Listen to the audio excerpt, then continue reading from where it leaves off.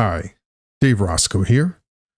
Today, I want to talk to you about a Solana DeFi hack that happened very recently, as well as a potential threat to your wallets using something called wallet address poisoning.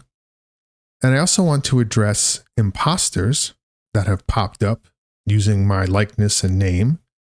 And we can talk a little bit about belligerent users in the comments and what happens to them on my channel. But first, let's talk about the metrics.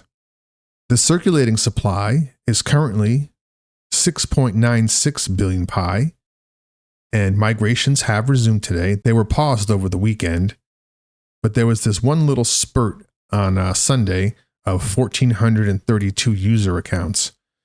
They have resumed today, and I'll have those numbers for you in tomorrow's update. There is currently 44 million pi in the Pi migration wallet, and migrated unlocked rewards are at 1.82 billion pi, with 3.45 million pi unlocked and free to be traded on the open market. Looking at the price action, the Pi coin is currently trading at 61 cents, which is down 3.31% over this time 24 hours ago. The current market cap is at $4.25 billion, and the daily trading volume is at $92.89 million, which is up 50.6% over this time 24 hours ago. I want to say something about belligerent users in the comments. YouTube is a wide open platform.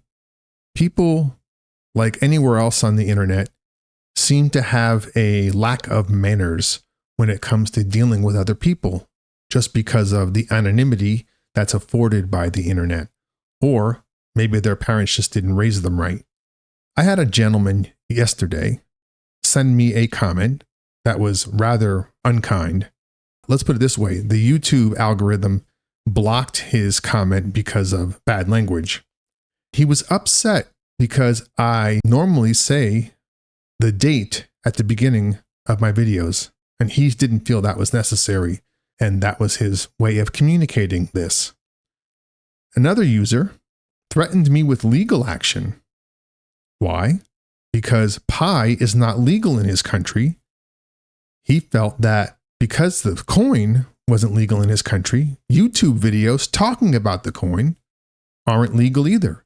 And the fact that my channel exists was somehow breaking laws. It's one thing to be wrong about something, but it's a completely other thing to come at you in a hostile manner. And it's my God-given right to say whatever I want. Yeah, you know what? It is once, because after that, I'm going to shadow ban you. And then nobody on my channel will ever hear your voice again. If you don't know what a shadow ban is, it's quite simply the removal of your voice from the comments. You can see the videos. You can see what other people are commenting. You can even comment yourself. But if you're shadow banned, no one will ever see it. So play nice in the comments. Another thing that I've been seeing more frequently is imposters. I've already muted several people who have taken to using various forms of my likeness and my name to comment on videos. So be careful. I want to share this story with you about a Solana DeFi protocol hack that recently happened. Now, it's not directly related to Pi, but I want to show you the dangers of rushing products to market. This is on Crypto Times. The headline reads, Solana DeFi protocol suffers $5.8 million exploit weeks after launch. Now, I'm not going to read the whole thing. I just want to give you a little idea what happened. Loopscale, a decentralized finance protocol built on Solana, suffered a major setback over the weekend, losing more than $5.8 million in an exploit just 2 weeks after its official launch.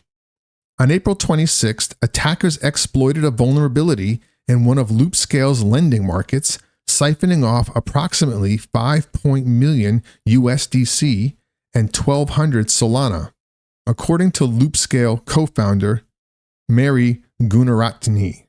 The losses account for nearly 12% of the protocol's total value locked. Loopscale temporarily halted its lending operations following the incident, but later re-enabled limited functions such as loan repayments, top-ups, and loop closings. Vault withdrawals and other key features remain restricted as the team continues its investigation. Unlike traditional pool-based lenders like Aave or Solend, Loopscale runs on an order book-based system designed to offer more predictable lending terms. Earlier this year, the protocol was audited by security firm O'Shield, which found several critical vulnerabilities. Loopscale said it fixed all the major issues flagged in that audit, while a separate audit by Sec3 is still ongoing. Now, like I said, that has nothing to do with the Pi network, but it does highlight the tricky waters that the Pi network team is navigating in rolling out its DeFi infrastructure. A single mistake can be very costly, not just to the Pi network, but to its users as well. So it makes sense to move slowly and make sure that your network is as secure as possible.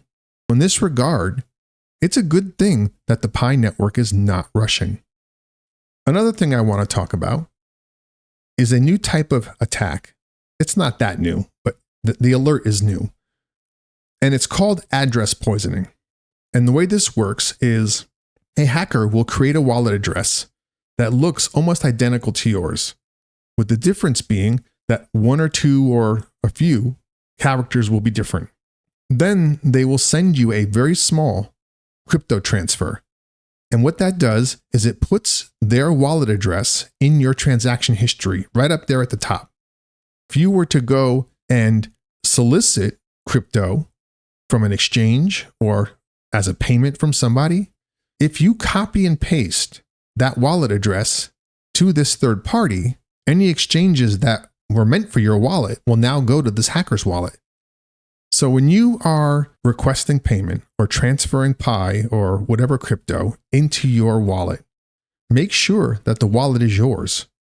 If that means comparing every single digit to an offline copy that you have somewhere, then that's your best bet.